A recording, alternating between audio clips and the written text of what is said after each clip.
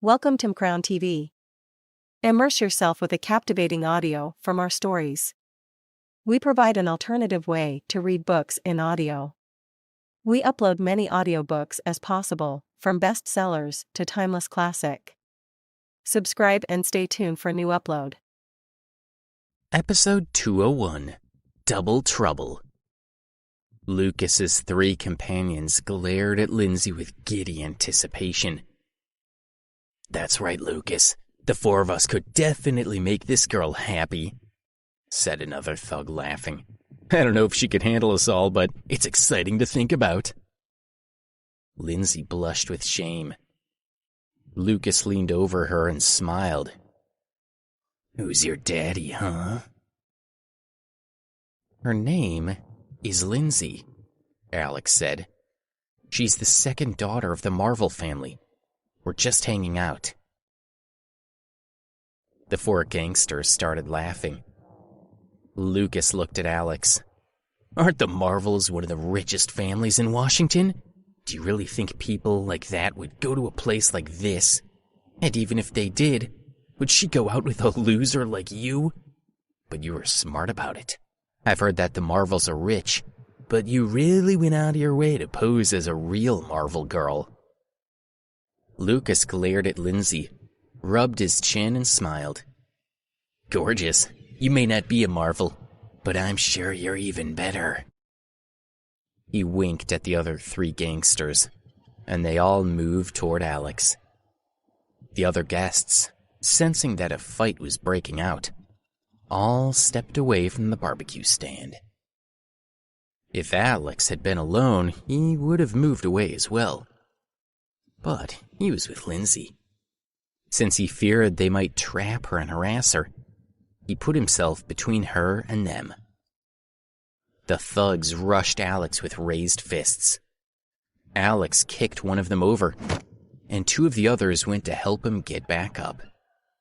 Lucas looked around, picked up a wooden bench, and threw it at Alex. Alex reached out to block Lindsay, and the bench struck him on the elbow. He cried out in pain. "Are you okay?" Lindsay asked him. "It doesn't matter." Alex didn't have time to care about his elbow. He grabbed Lindsay and pulled her toward the chef's cooking area. The chef had left, but the fire was still burning. The gangsters all rushed at Alex again with grim smiles on their faces. They were all looking forward to catching him and giving him a good beating. Alex threw a plate of vegetables into the fire, and the gangsters were caught completely off guard. Roasted vegetables and oil splashed onto their faces, and it all burned so hotly that they could focus on nothing but wiping it off. As they did so, they shouted angrily at Alex. "Now you're asking for it," shouted one. "I'm gonna blow your head off," shouted another. Their faces were twisted with anger, and their lips trembled as they spoke. They were completely enraged, and they glared at Alex as if they wanted to tear his skin off. "Guys, let's grab some tools and have a proper fight," Lucas said to the others. The four men pulled themselves together and picked up plastic chairs to shield them from anything else Alex might throw at them. "Alex!" Lindsay anxiously grabbed Alex's hand. "Don't be afraid," he told her with a smile. He opened the barbecue frame, used the tongs to pick up a piece of red charcoal from the fire, and threw it at Alex. It hit him in the head, and his blonde hair burned. The other three helped to put out the fire, slapping hard on Lucas's head. When the fire was put out, there was almost no hair left. Alex did not wait for them to finish. He picked up another piece of charcoal and threw it at the remaining three. He was a skilled fighter and had very good aim. The charcoal rained down on the three thugs, striking them in the buttocks, thighs, and feet. They squealed like pigs. They didn't dare make another move toward him. "You think you're awesome, huh? Do you even know who we usually hang out with? Derek Jackson. I'll call him right now." Lucas took out his cell phone and called Derek. "Hey Derek, it's Lucas Pierce. I've been attacked down by the river." "Sure, I'll wait for you here. I'll get more people." "Guess what, punk? Derek'll be here soon. You're in for a beating," Lucas yelled. He and the other gangsters each picked up a bench, used them to box in Alex and Lindsay, and then sat down. "You can't run. When our people come, I'll make you kneel and squeal for me." The onlookers had heard that Lucas had called Derek. They all looked dejected and anxious. "Derek Jackson is the worst guy in this area. No one crosses him," someone murmured. Someone else responded, "Yes, I remember that guy from last time. Derek broke his arm and threw him into the river, and the police didn't dare do anything. I don't think these two will make it. He'll probably take the girl to a hotel, and the boy's legs will be broken." "I'm calling my dad now," Lindsay said, taking out her cell phone. Just then, a young man and a woman came walking up to the crowd. It was David and Leona. "What's going on here?" David asked. "Why is there no barbecue?" When Lindsay heard his voice, she was shocked. She hid behind Alex, pulled her clothes around her, and whispered, "Give me your jacket." Alex was surprised. He took off his coat and gave it to Lindsay, who immediately put it on and turned her back to them. Just then, Alex saw the newcomers and couldn't help but be glad at seeing Leona. David had asked Leona what she wanted to eat, and Leona had thought of this place. It was a little way to walk, but David had agreed. It was a very lucky coincidence for Alex and Lindsay. "No barbecue means no barbecue. Get out of here!" Lucas shouted at David. With just a look from David, his bodyguard Tom immediately sprang into action. He grabbed Lucas by the collar, lifted him with one hand, and threw him to the ground. Lucas screamed bitterly. He felt as if he had broken several ribs. "Keep your hands off our friend. Do you have any idea who you're messing with? We're Derek's people." The other gangsters stood up and jeered angrily at Tom. "Filthy scum! Do you know who this is? He is—" Tom almost blurted out David's identity, but David stopped him with a gesture. Seeing this, the gangsters continued taunting Tom. "Oh, you're in trouble now," said the thug. "Apologize, or we'll make you suffer." "You're too impulsive for your own good," said another. The onlookers looked back and forth between David and Lucas. Alex and Lindsay had seemed doomed just moments ago, but now they had backup. Suddenly, no one was sure who would win. Alex called out to Leona. She noticed him, but she didn't want to talk to him.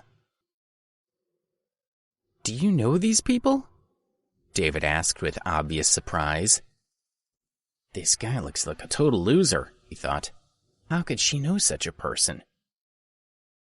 "He's my schoolmate," Leona answered with a faint smile.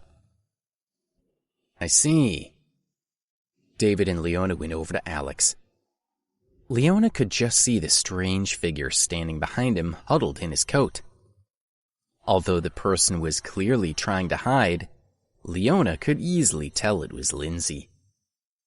Leona's heart leapt to her throat. Lindsay is David's fiancée, and she's here at the barbecue with another man. How will David react when he finds out? "What's the matter?" David asked with a smile.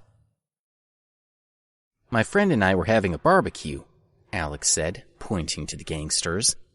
"These four came up and asked us for money, and then said they were going to beat us." "Your friend?" David was perplexed by the strange woman who stood behind Alex, wearing a man's coat and covering her head. She's sick and afraid of catching a cold, that's all.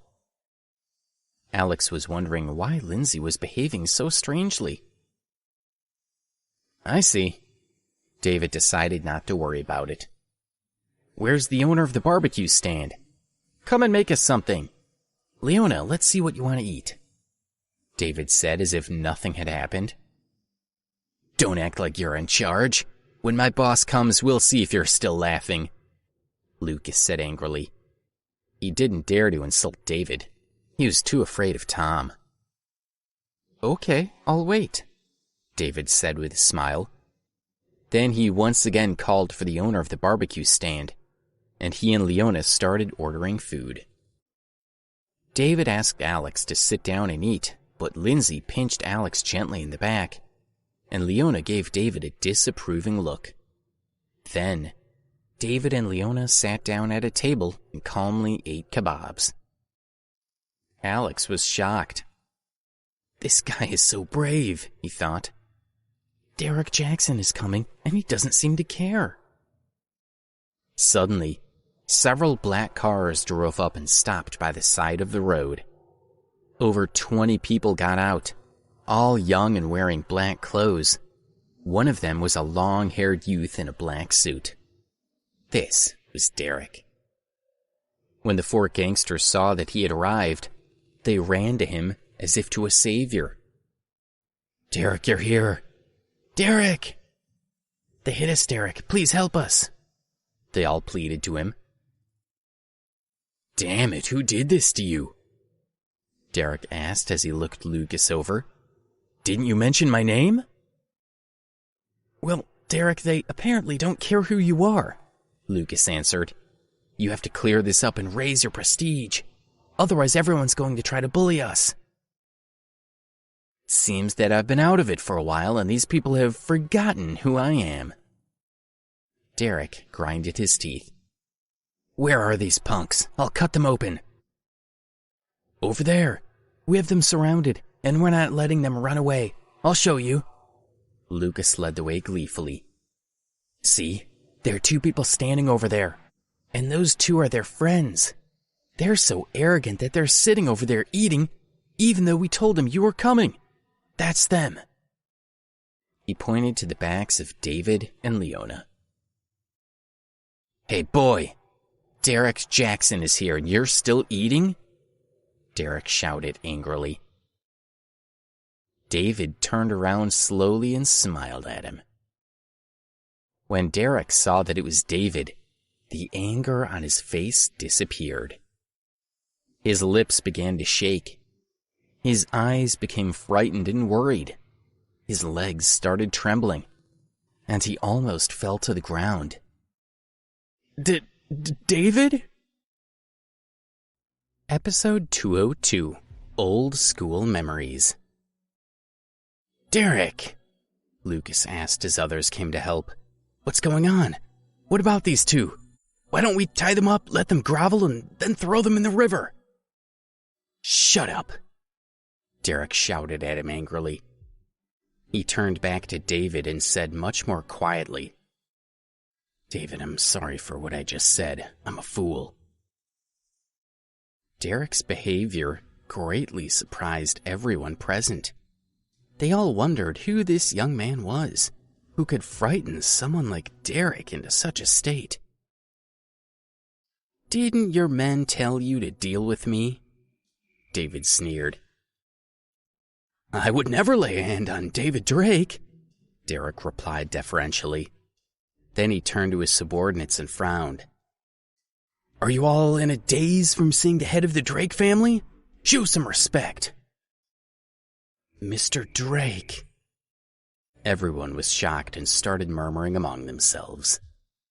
Well, I never, said a henchman. Isn't that something? It's David Drake, said another. They say he owns the city, said one of Lucas's friends. Derek is nothing to David, said another. Alex suddenly realized that this man was the head of the most influential family in Washington, D.C. No wonder he seemed so calm. He also understood why Lindsay was so scared when she heard his voice. This guy was her fiancé. Derek's subordinates nodded to David and greeted him in unison.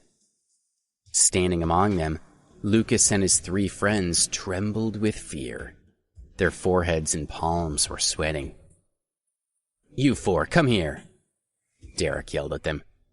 He looked as if he wanted to kill them right there. "Yes?" Lucas trembled as he answered. He was so scared that he couldn't control his own body. A warm stream of urine flowed freely down his leg. Frightened, they all walked with heavy steps over to face David. Derek didn't hold back.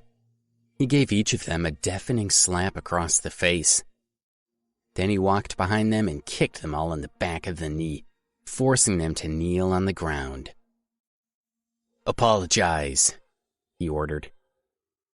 Lucas and his friends were confused. They immediately bowed to David. "Mr. Drake, I was wrong. I didn't see you. I bow to you. Please forgive me," cried Lucas. "Mr. Drake, we were wrong. We're fools. Please forgive us," cried his friend. "Isn't there someone else you should be saying this to?" David said, indicating Alex. "Go and apologize to that one as well," Derek ordered, kicking Lucas and his friends. They crept up to Alex and cried at his feet. "Please, we were wrong before. It was a stupid mistake," said Lucas's friend. "I don't even deserve to lick your shoes," cried Lucas. "I'm nothing compared to you." "So, my friend, do you think that's enough?" David asked Alex with a smile. Alex nodded. "Yeah, that's fine." With that settled, David turned and yelled at Derek. "All right then, go away." When Derek had heard David let him go, his heart flooded with relief. "Yes, David, don't worry. I'll teach these lowlives to know their place. We'll go now. Goodbye." He nodded to David, led his men back to their cars, and drove away. Alex turned to him. "Thank you." "Don't mention it. Since you and Leona are friends, let me buy you dinner," David answered. "No, thank you. We still have something to do tonight, so we won't hold you up. Goodbye." Alex was surprised that David hadn't recognized Lindsay, even though she was trying to hide. But he didn't seem curious about her at all. Since there didn't seem to be any point lingering, he nodded to David and Leona, and they left. They found a taxi and got in, and Lindsay took off Alex's coat. She looked lonely. "That David is very good," Alex said with a smile. "Yes, he's very good," Lindsay said as if in a trance. "Alex, what kind of girl is your girlfriend?" "She's just a girl from a small town, but she's very kind." Lindsay stared at him blankly. "Sometimes I think about it. How nice it would be if I wasn't a girl from the Marvel family, but just a small-town girl like Debbie. I wouldn't have to think about the family business. I'd be free to pursue my own happiness. But..." As she spoke, she looked sadder and sadder, and she couldn't say any more. When she looked back at Alex, she was almost crying. When she spoke again, she spoke slowly. "If I asked you to, would you think of me like I was Debbie for a moment?" At that moment, looking at her delicate face, Alex could not refuse her. "Of course." When he said those words, Lindsay's eyes suddenly welled up with tears. She laughed again and threw herself into his arms. "Thank you. I love it when you say that." She lay like that for the rest of the taxi ride. When they got back to Arlington Heights, she reluctantly let go of him, got out of the car and said goodbye with tears in her eyes. Then she ran back to the community gates without looking back. Alex returned to Richmond University in a strange mood. The people in the dormitory thought he was being reclusive and strange. It was useless for him to explain, so he simply didn't. Instead, he went to bed and fell asleep. The next day, he got up early in the morning and put Debbie's diary in his backpack.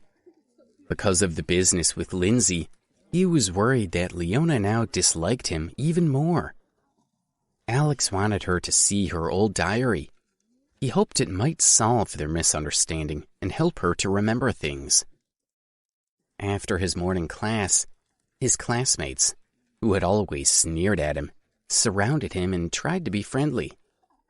Alex knew that they were all snobs and only sucking up to him now because of his donation to the school. Now that they thought he had money, they wanted to play nice. He despised them. He walked quickly to get away from them, and they finally gave up after a while. He was on his way to find Leona at one of her classes when his cell phone rang. It was an unknown number, but he picked it up anyway. "Alex, it's Miriam." Alex was surprised and stood silently for a few seconds. "Are you busy?" she asked. Alex frowned. He didn't know what to say. Thinking of what Miriam had done before still made him very angry. "I'm sorry, Alex. I was wrong before. I want to make up with you. Would you give me a chance?" She seemed sincere. Alex hadn't expected Miriam to call him like this. "Do you want to ignore me? What I did before made you hate me, didn't it? I'm sorry. I've already repented. Please give me another chance. I helped you in high school, didn't I?" Miriam spoke more and more earnestly. "Okay, I'll make up with you," Alex said, almost without hesitation. "Great. I knew you would. Let's have lunch together, my treat. I'll be eating at Flower Garden. I'll see you later. Bye." After that, Miriam hung up. The thought that Miriam wanted to reconcile with him made Alex very happy. After all, in high school, she had been one of his closest relationships. Since it was already getting close to lunchtime, he decided to go directly to Flower Garden. When he got there, Miriam was waiting for him by the door. "Here you are." She walked up to him and smiled sweetly. Everything was quite different from their last meeting at the Olympic event. Her hair was tied into a ponytail, just like in high school. Alex was moved. It reminded him of all their good times. "Well, hey, Monitor," he said and smiled. There was still a nagging doubt in the back of his mind. He didn't know what had made her want to make amends. Whatever it was, she had gone back to being the gentle, kind, and helpful Miriam he knew back in high school. He had always been the most well-respected student tutor they had, acting as a monitor for younger students like him. "You're still carrying a backpack," Miriam said. "I'll help you. Let's go inside quickly. I think you must be hungry." She took Alex's backpack and held it for him as they walked into the restaurant. They sat down at a table, and Miriam ordered 4 or 5 dishes for them. Because their meeting had been so courteous and friendly, Alex felt that she was once again his tutor from high school, and he was very comfortable. "So, Monitor, how come you changed your mind?" he asked. "I dream a lot about the day of the college entrance examination, and I hate how I feel when I wake up. It all really had nothing to do with you. Thinking about the things I did to you, I feel so ashamed. Alex, I'm really sorry." She lowered her head slowly. "Forget it. It's in the past. I had forgotten all about it. You're still my monitor." Alex looked at Miriam and was filled with sympathy. "Thanks. You're as generous as you were in high school." The shame in Miriam's eyes was gone. She smiled at him. "Alex, do you remember how in high school I had muscular atrophy? Sometimes I got sick. I needed someone to rub my hands all the time. Other people wouldn't do it. You were the only one who did it without complaining, even though sometimes your arms got too sore to write." "I remember," Alex said and smiled. "Could you rub my hand for me now? I feel a little twitch." She reached out her hand to him. Alex was slightly stunned. When they were high school students, rubbing Miriam's hands hadn't mattered. But now that she was a beautiful woman, he was embarrassed to do it. "Ouch," she called out softly. "Alex, please help me rub it quickly. It's pulling again." He saw the pain on her face and didn't have time to hesitate. He grabbed her hand and started kneading. As he was doing it, he noticed how soft her hands were. Her skin was smooth and clear and smelled like some kind of nice perfume. He felt as if he had been rubbing her hands forever, which he knew was ridiculous. However, he had to calm down and focus on doing it properly. Suddenly, a man's voice called out from behind him. "Hey, what do you think you're doing?" Episode 203, It's All a Trap. Alex was taken aback. He tried to turn around, but Miriam grabbed his hand. When he looked at her, she gave him a strange sneer. Suddenly, he was hit on the head. He yanked his hand out of Miriam's grasp. He turned around. The man who attacked him was Miriam's boyfriend, Jake. Miriam jumped up and ran to Jake. "Honey, thank heavens you're here. He just took my hand and started squeezing, and he said that he would take me to a hotel. It was so gross." "No, she asked me to rub her hand because it was hurting." Alex's heart cooled as he finally understood what Miriam had done. "So you want to touch my girlfriend, huh?" Jake stepped toward Alex, raised his fist, and swung at Alex's head. Alex stepped aside, grabbed Jake's arm, and tried desperately to explain. "Listen to me, she's lying. I never said." "It doesn't matter what you said, I'm gonna kill you." Jake had only one thought in his head: beating Alex to the ground. Alex knew that the fight between them was all because of Miriam. He didn't want to fight with Jake, so he tried to avoid his punches instead of hitting back. Jake was an upper-middle-class boy with little money. But when it came to fighting, he was far inferior to Alex.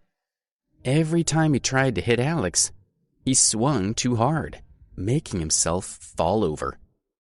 When he realized he couldn't hit Alex, Jake went back to Miriam. "Honey, I'll call someone now. When my brothers come, I can get him." Jake took out his cell phone and started to make the call. However, trouble was brewing in front of him. Before anyone could respond on the other end, he was slapped in the face. It was Miriam who hit him. She was grabbing his arm and looking at him with scorn. Jake covered his face, looked at her in surprise, and said, "Baby, cut it out." Then he went back to focusing on his phone. But before he could say anything else, Miriam slapped him again. "You punk! You can't even beat Alex, a little loser," she said coldly. "Do you know why I hit you? Because you don't deserve to call me baby. From now on, I want nothing to do with you."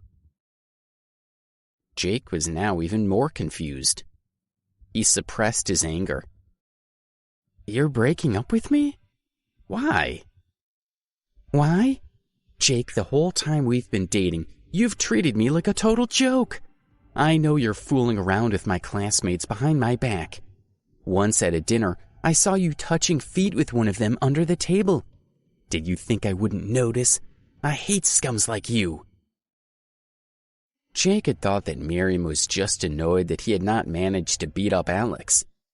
Now he realized that she knew about everything he had done. You've been happy to go along with it as long as I was buying you fancy stuff, he sneered.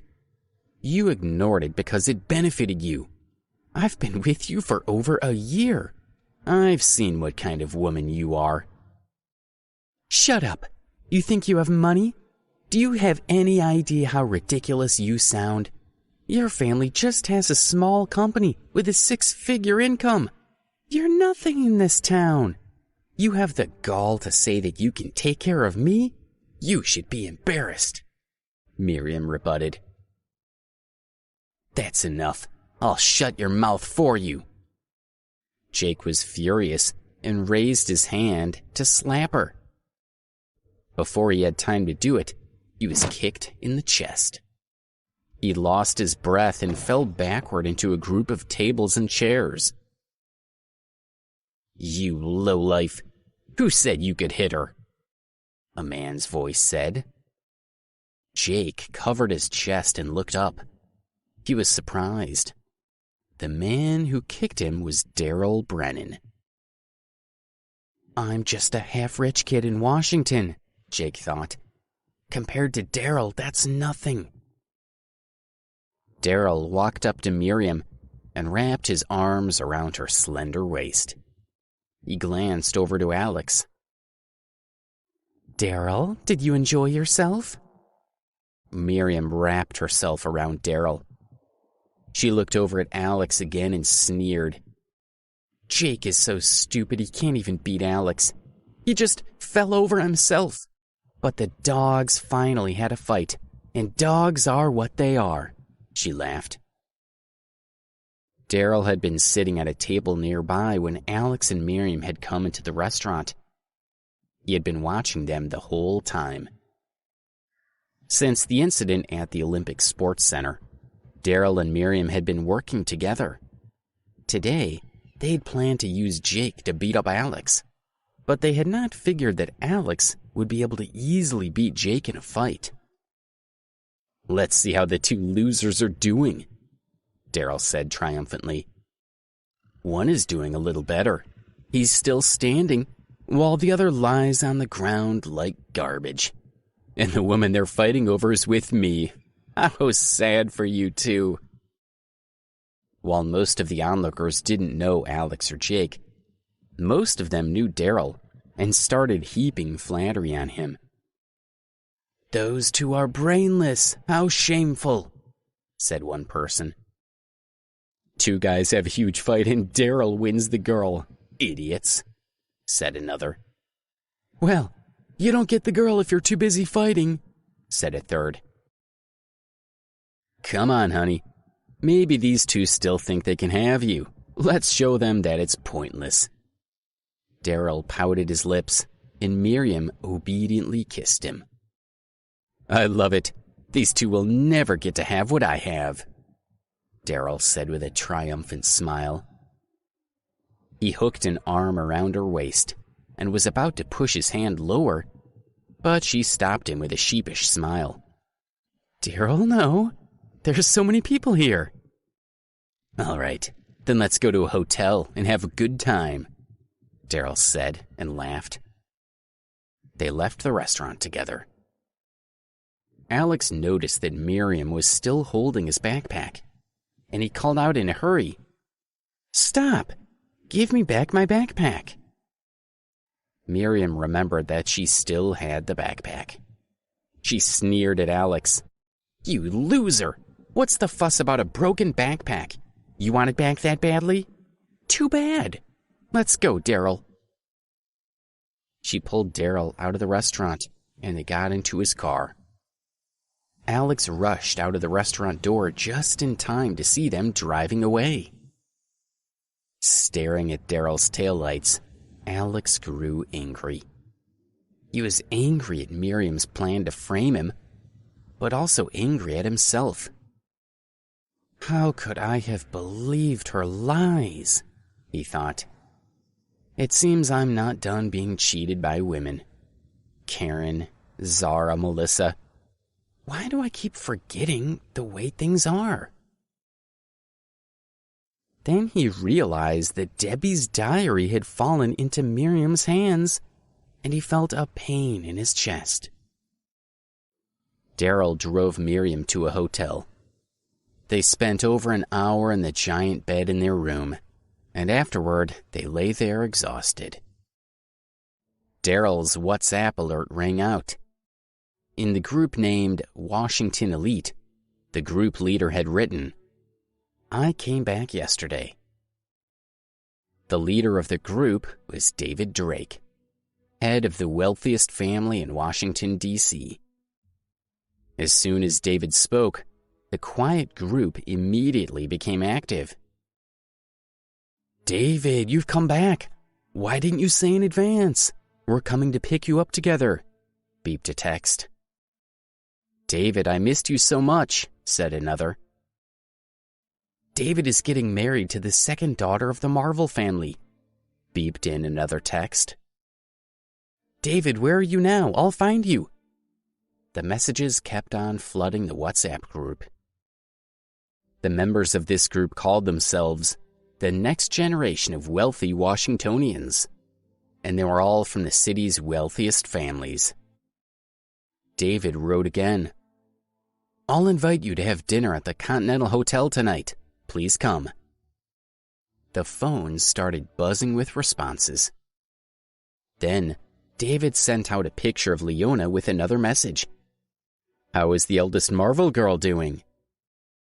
Next, people started spamming messages, writing things like, "Leona is as beautiful as a fairy," "The first beauty of Washington," "Like a fairy," and so on. Daryl perked up. Why would David send a picture of Leona? Has he even met her? Daryl's heart stirred with the memory of their first meeting and how desperately he had wanted to make her his own. Could David have fallen in love with her? He thought. "Daryl, what are you thinking?" Miriam asked and touched his arm. He didn't answer. Then she saw that Alex's backpack was still on the bed. She wanted to throw it away, but when she picked it up, a notebook fell onto the floor.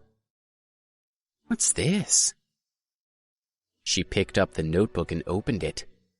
There was a name written on the front page. Debbie Stonehill. She flipped through a few pages. Seeing that it was a diary, she was amused. "Daryl, Alex has been stealing other people's diaries." "Give me that." Daryl had heard Miriam murmuring Debbie. He remembered that Alex had called Leona by that name, so he became very interested. After grabbing the diary, he looked through the pages. When he came upon a certain page, he read it thoroughly, thought for a moment, and then grinned. "Daryl, have you seen anything interesting?" Miriam asked. "No, I just think David would be very happy to see this notebook." "Isn't David the wealthiest guy in town?" Miriam asked. "Why would he be happy to read some diary?" At 8 p.m., in room V001 of the Continental Hotel, young members of DC's wealthiest families gathered, including Daryl and Colin. In the middle, in the center of it all, sat David. A young man stood up with a glass of wine and made a proclamation. "A toast! We're all here to celebrate David's return to the United States. Welcome back!" Everyone stood up and raised their glasses to David. David poured some wine into his glass, but he did not stand up. He just raised his glass and motioned to the others. "Thank you, I'll have mine first," he said. Then he sipped gently. The rest of them all drank and then sat down. "Now, who can tell me what's going on with that girl Leona?" David asked and looked around the room. Everyone looked at each other. Nobody understood why David had suddenly asked this question. Jason Morley looked at David and opened his mouth to speak. "David, we've never seen anything like this girl before. We didn't even really notice her a couple of months ago. The Marvels have always kept a low profile, but because Leona is so beautiful, she attracted attention. The family couldn't hide her, so they announced publicly that Leona was Charles Marvel's daughter. Now they're looking for a husband for her. Episode 204, To Catch an Heiress. When Jason finished speaking, a voice called out from near where he was sitting. "Well, Jason, you know all about Leona." "We all know he was the first to ask Leona out," cried another voice, and this immediately caused a burst of laughter. "Don't laugh. Many others pursued her after I did," Jason rebutted, addressing David. "Leona's a tough catch. Since my attempt, 5 or 6 people in this room have tried to ask her out, but she accepted none of them. She just doesn't know what she's looking for in a boyfriend." David then told them he had spent some time with Leona the previous day. He had found her a little cold, and certainly no easy catch. "David, you don't like her, do you?" Jason asked suspiciously. Someone in the room laughed. "Don't be stupid, Jason. David's already engaged to Lindsay, the second Marvel daughter. They're getting married in September. Leona is Lindsay's sister. How could David fall in love with her?" There were many in the room who also thought David was simply curious about Leona. "I like her spirit, so what?" David said with a faint smile. When the others heard his words, they all tried to hide their surprise and laughter. Murmurs started across the room. "Yeah, well, David isn't married yet. He can do whatever he likes," said a young man at the table. "His family is rich. If both sisters are available, what's the problem?" murmured another, laughing. "Yeah, it's normal for people like him to have wives and concubines. With his money, he could have hundreds of lovers," said a girl at the table. When Daryl heard that David wanted to pursue Leona, he knew his moment had come. "David, if you want to pursue Leona, I may have a way to help." Every eye in the room became focused on Daryl. "Daryl, don't brag," Jason exclaimed. "I remember she rejected you before finishing her meal. I've also heard some poor loser confessed his love to her that day. You have no chance." Jason felt a certain disdain for everyone in the room except for David. "The others are nothing but schemers and liars," he thought. "Daryl wants to take advantage of David to improve his position in the circle." He had never liked Daryl. Daryl sneered.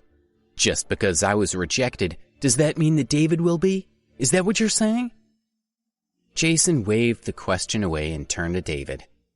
"No, that's not what I'm saying." "Then stop talking nonsense," Daryl said coldly. Jason was irritated, but he knew it was a bad time to start a fight. He forced himself to smile, as if it didn't bother him. "Daryl, you said you have a way to help me pursue Leona?" David said brightly. "What is it?" Daryl took out Debbie's diary from inside his jacket. "With this, I think you'll catch her." Everyone watched closely as Daryl took out the notebook, but they couldn't understand what it had to do with Leona. David took the diary and opened it, but he didn't understand either. He shot Daryl a suspicious look. "David, I suspect that Leona is the owner of this diary, Debbie Stonehill," Daryl explained. "Only she lost her memory." "Oh?" David motioned to Daryl to go on. "You've heard that I've been after Leona before. At that time, there was a little loser in the street who always called her Debbie. One time, he and I cooked for her, and after eating his corn cob, she cried. Look at what was written in the diary on April 17th. David turned to the entry for April 17th, and it said, "Today I remember what happened once when I was a child. Now, whenever I eat corn, I will cry." David thought about it. He looked up at Daryl. Daryl, come and sit with me." "Sure." Daryl came and sat beside David, and they drank together. The other men in the room looked at Daryl with jealousy.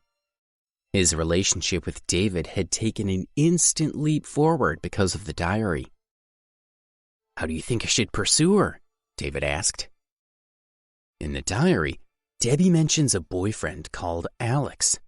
If you simply remind Leona of the things she did with him, she'll fall in love just as Debbie did," Daryl laughed. "That's not a bad idea." David clamped his hands and searched the room. He remembered that Leona studied at Richmond and that Colin was also studying there. Once he found where Colin was sitting, he waved him forward. "Colin, come here." The next day, Leona received a phone call from David, saying that he would come to the university to see her. Leona was puzzled, but she could not refuse. At 10 in the morning, she went to the school gate to meet him. To her surprise, he was dressed very plainly. He almost looked like Alex. He hadn't taken his car, but instead came on a bike. He didn't look like the head of an important family at all. He looked like nobody special. David? She had no idea what he was doing or what he was thinking. David sensed her confusion and smiled. "I've been thinking I should try living a little more simply for a while.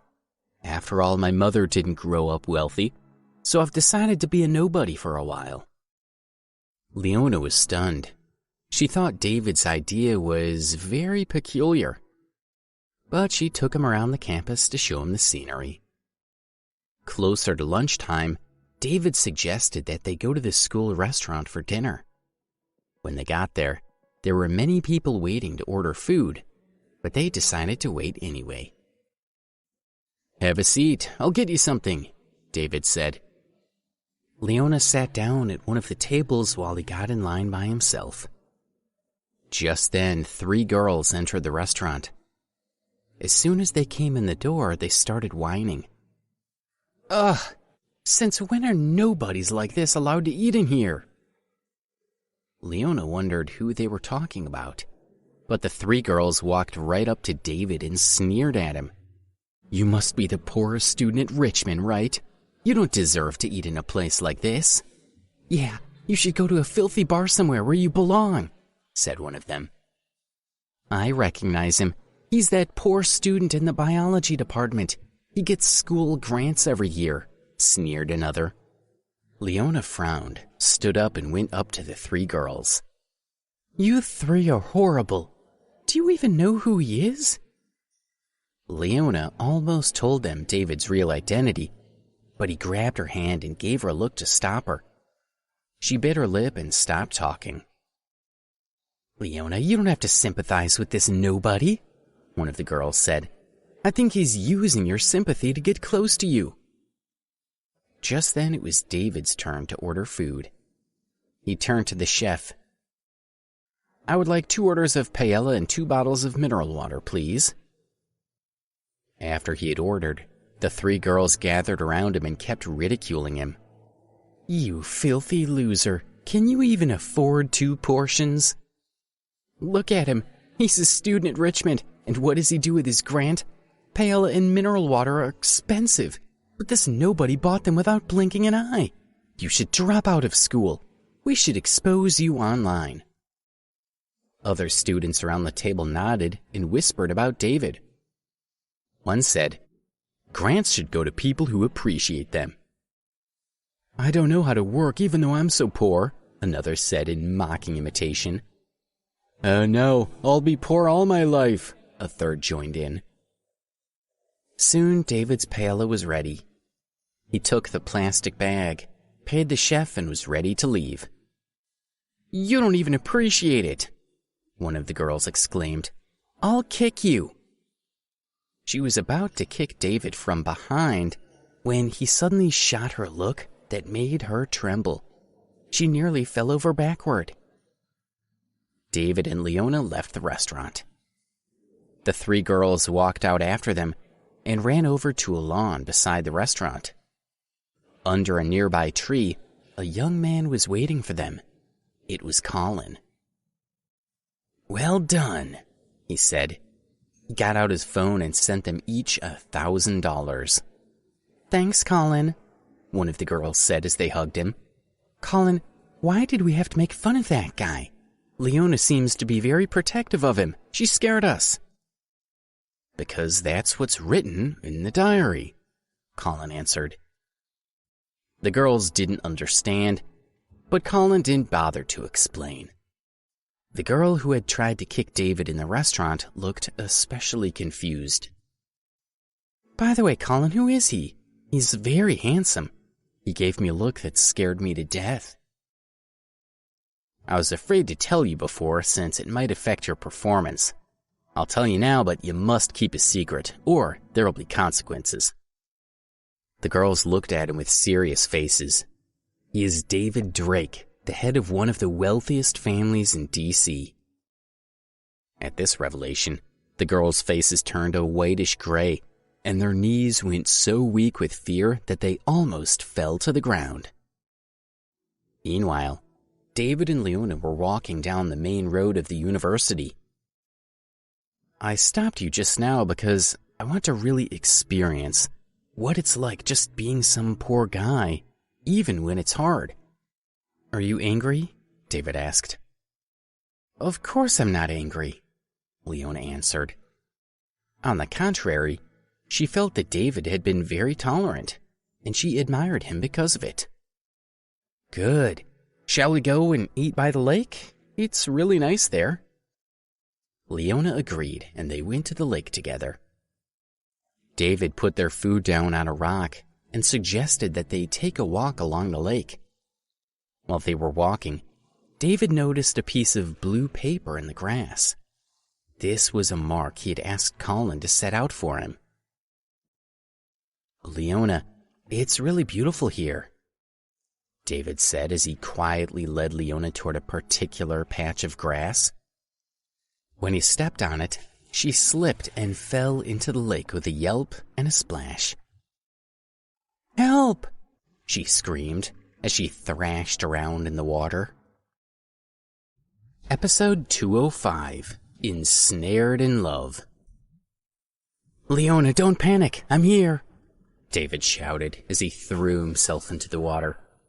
He had practiced swimming since childhood and was quite at home in the water. If he hadn't been so confident in his abilities, he never would have asked Colin to help him stage such a trick. He grabbed Leona's hand and swam to shore. She had drunk some of the water, and she bent down as if she was going to vomit. "Are you okay?" David asked. Besides being soaking wet, Leona was no worse for wear. She nodded to him. "I'm fine. Thanks, David. It's not you. I might just—" "You don't have to explain. Don't worry. You're going to be fine," David said and smiled. Looking at Leona's wet face and clothes made him imagine bathing with her in a hotel bathtub. He bit his lip and pushed those thoughts away. He sent her to the girls' dormitory. When she was done changing her clothes, she followed him back to the lake. "We didn't have to go back here," David said, sounding worried. Leona smiled back at him. "It's okay. Let's just not take any more baths. The food might be cold by now. Let's eat it quickly." When they opened the lunchbox, the paella was indeed getting cold. Thinking that David had just risked his life to save her, Leona saw him as a true hero with a great sense of responsibility. She took a bite of the paella and suddenly felt a tingling all over her body. A vague image of a figure appeared in her mind. She was falling into the water, and a man came running. He saved her from the water and yelled at her, but she could not see his face. "It's David. He saved me just now," Leona thought.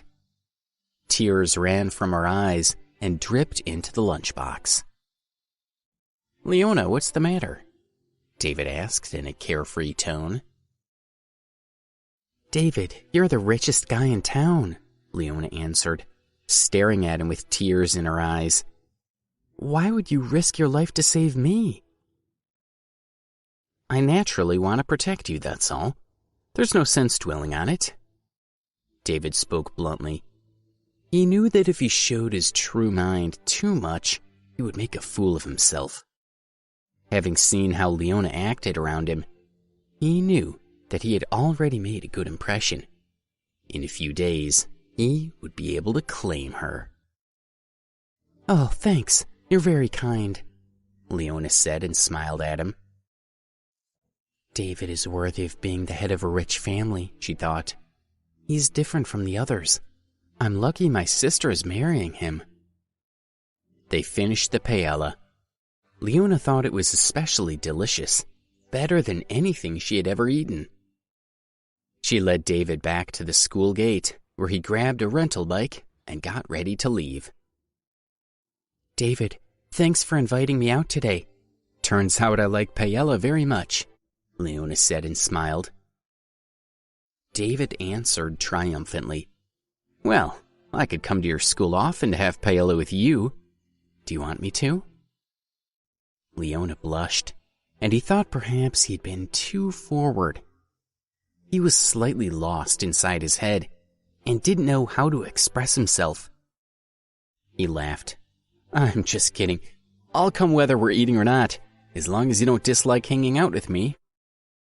Leona raised her eyes and saw that his face was unrestrained and totally relaxed in the sun. She had the urge to say something. I don't dislike you. She hadn't planned to say that, and she quickly lowered her head. She felt shy and timid and did not know what to do. Goodbye, I'm gone. When she heard David's voice trailing off, Leona looked up. He had already hopped onto his bicycle and was going down the street. Without knowing it, Leona smiled at him. David rode his bike for just a little while before he heard the signal. Leona has turned back in his earphones. After that, he stopped and threw the bike away on the sidewalk. Moments later, a Mercedes-Benz RV drove up beside him and stopped. The door opened and he got in. Daryl was sitting in the car smiling. Since when does David Drake ride a bicycle and get called a nobody? David mumbled. It makes you angry just thinking about it. There was a young lady in the RV who immediately started helping him out of the cheap clothes and into something more fashionable. While David was getting undressed, Colin came running over to the RV. David, I'm sorry. Those 3 girls went overboard. They're lucky I'm doing this for Leona. If anyone dared to talk to me like that for real, I would ruin them, David answered angrily. The young lady was done helping David change his clothes, and he sat back in his seat. David had a huge grin on his face. David, we saw Leona's expression. She has started to fall for you, David said triumphantly. Well, you all said that Leona's hard to catch. I also thought that at first. But after this morning, I think it's going to be pretty easy. Daryl was smiling, but inside he was irritated with David. If you didn't have that diary, you'd be like me. She would have turned you down before the meal was finished, he thought in his mind. Given the effect you had today, you'll have her in a couple of weeks, Daryl said. It's true, David answered. But I've been thinking about that diary. I can't figure out what kind of person this Alex is, and how he could do all these wonderful things. Just be patient, Daryl said. After all, you want to reel the beauty in. David sighed heavily. It's all for Leona. As long as I can get her, it's all worth it. For the past few days, Alex had wanted to find Miriam and get the diary back, but he didn't know where she was. He had gone to Leona's place twice, but she ignored him. He felt very sad and ended up standing outside her flat for some time watching for her. but he was pleased to see that Colin rarely came to see her. He managed to calm down a little and put more energy into his studies, and his daily life improved substantially. The Olympic Games in Washington, D.C. were coming up soon. In recent days, sports teams from all around the world had arrived in the city one after another. News about the Olympics was broadcast constantly on television, and all kinds of restrictions had been imposed.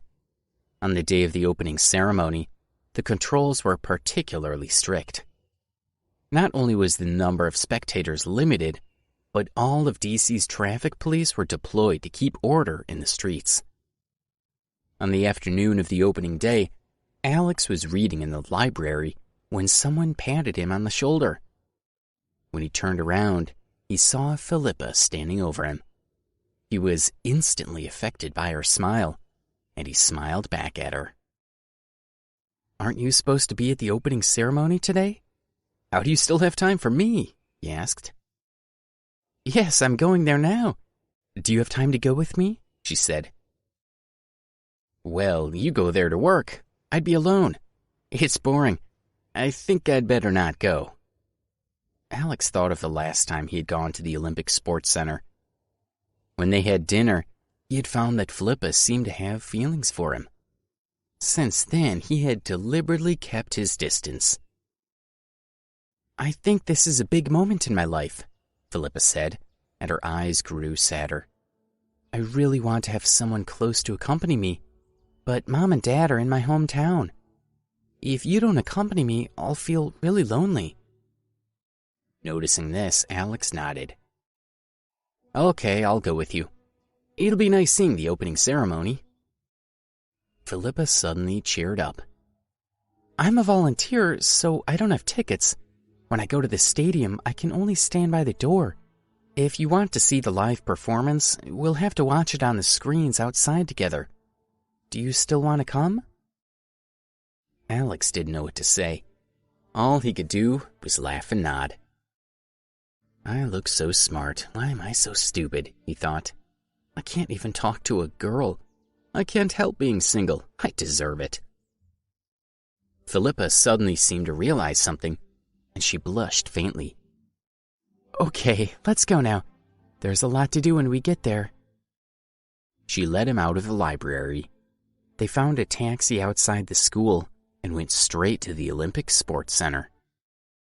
In a taxi, they chatted a little more. They talked about the New Year's party, when Alex had donated over 1.5 million euros to the school. What Philippa didn't know was that he had lied to her when he said that the real donor was the middle-aged beauty at the Ruby Hotel. He claimed that she had pitied him and given him a lot of money, but he had felt uneasy and given it all to the school. Philippa had believed his story. "Think about it, though," she said as they walked to the stadium. "If you gave me 1.5 million euros, I'd give some of it to my parents first, then buy some houses, and then I'd rent them out. I can't imagine how comfortable I'd be then." They walked quickly to the square in front of the stadium. The opening ceremony would begin in just a few hours, and there were many people in the square holding national flags. Some were taking group photos, and some had already walked to the entrance of the stadium. On the western side of the square, there was a food truck with many people around it. Alex was pleased to see that it was Nellie Lane's truck. "Nellie is there," he said. "Let's go and have a look." They squeezed into the crowd and saw Nellie making pancakes inside the food truck. As she turned the pancakes in the pan, she was shouting out to the crowd, "Delicious pancakes! Proper American pancakes!" There was also a thin boy who had taken Alex's old job in the food truck, distributing drinks and snacks. "Nellie!" he exclaimed. Hearing his voice, Nellie's whole body trembled. She looked up from her stove and saw him. "Little loser, it's you!" "What are you doing here?" Alex asked happily. Nellie smiled from ear to ear. "Today is the opening of the Olympics, and there are so many people here. I had to come. I'm making a ton of money. Philippa looked downcast and leaned over to Alex. You talk, I'll go to work. Come to the E2 entrance and look for me. If you don't have time to come, you don't have to. She smiled faintly and walked away. Oh, your old classmate is angry because you don't want to spend time with her, Nellie said as she handed a pancake to a customer. Don't be silly. We're just classmates. Alex looked embarrassed as he said it. He went into the truck and talked to Nellie while he helped her sell things. The people standing around the food truck had come from all over the world, and most of them spoke English a little awkwardly. At one point, a man with a white cap and a bushy beard came up to the food truck and spoke to Alex in a language he didn't understand. Thank you for listening to Crown TV. Please don't forget to subscribe, share and turn on the notification button.